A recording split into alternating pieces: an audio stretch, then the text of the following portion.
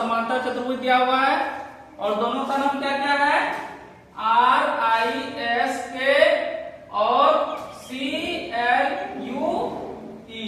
इसके साथ ही हमें दो कोण भी दिए हुए हैं। कितने कोण दिए हुए हैं? कौन कौन? एंगल के और एंगल एल।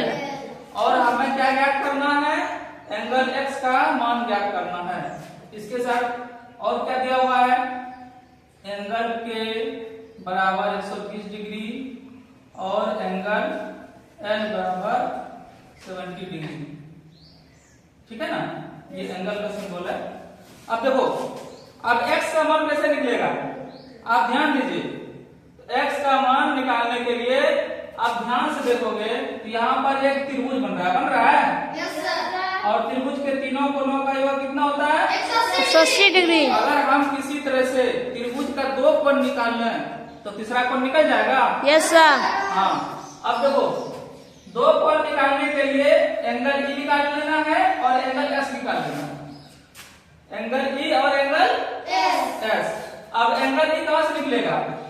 समांतर चतुर्भुज CLUE से निकलेगा। समझ में? समांतर चतुर्भुज CLUE से एंगल ई का मान निकलेगा, क्योंकि समांतर चतुर्भुज के आमने सामने का कोण क्या होता है? बराबर। तो एंगल एल का जितना मान होगा उतना ही एंगल ई का भी मान होगा।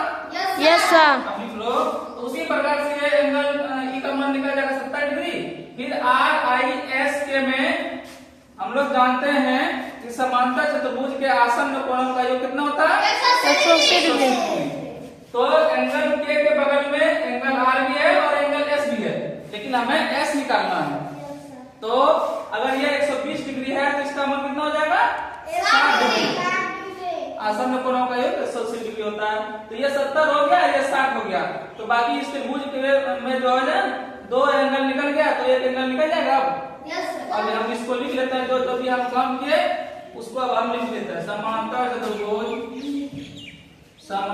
चतुर्भुज CLUE में, ठीक है, पहले हम इस एंगल का मान निकाल रहे हैं। तो समांतर चतुर्भुज CLUE से निकलेगा एंगल E बराबर एंगल L होगा। क्यों? क्योंकि यहाँ पर लिख लेना है समांतर चतुर्भुज के आमने सामने के कोण बराबर होते हैं। आमने सामने के कोण बराबर होते हैं। ये एक लाइन लिख लेना है ताकि आपको ये पता चले कि हमने ऐसा क्यों लिखा। समझ में? तो एंगल ई का मान कितना हो जाएगा?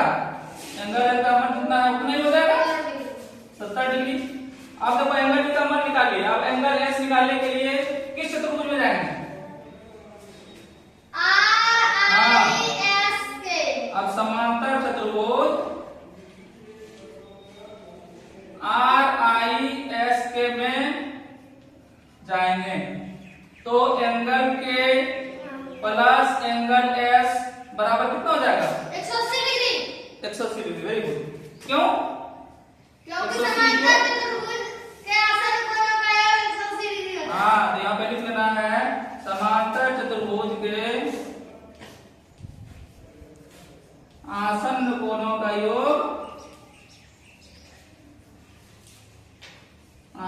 कोणों का योग 180 डिग्री होता है।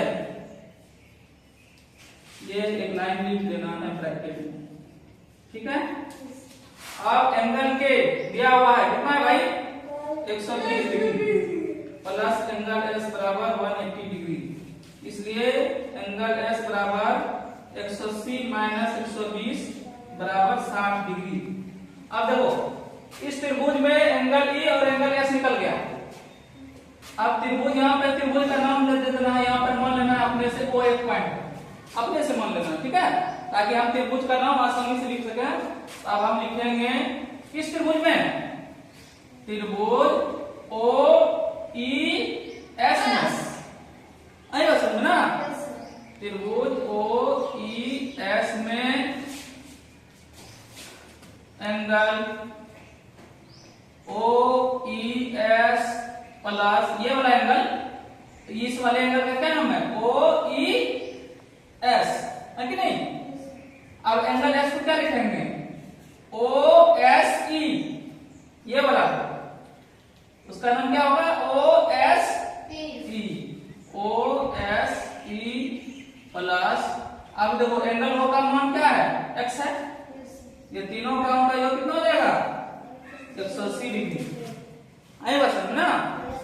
ऐसा क्यों लिखे? क्योंकि त्रिभुज के तीनों कोणों का योग 180 डिग्री होता है। त्रिभुज के तीनों कोणों का योग,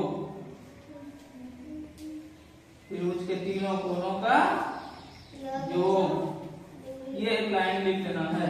तो ओ ई एस का मान कितना आया? देखो तो, ओ ई एस का मान कितना आया? 70 डिग्री आया। यहाँ पर लिखना 70 degree plus O S E, तो एस का मान आया था 60 डिग्री, देखो तो, है ना?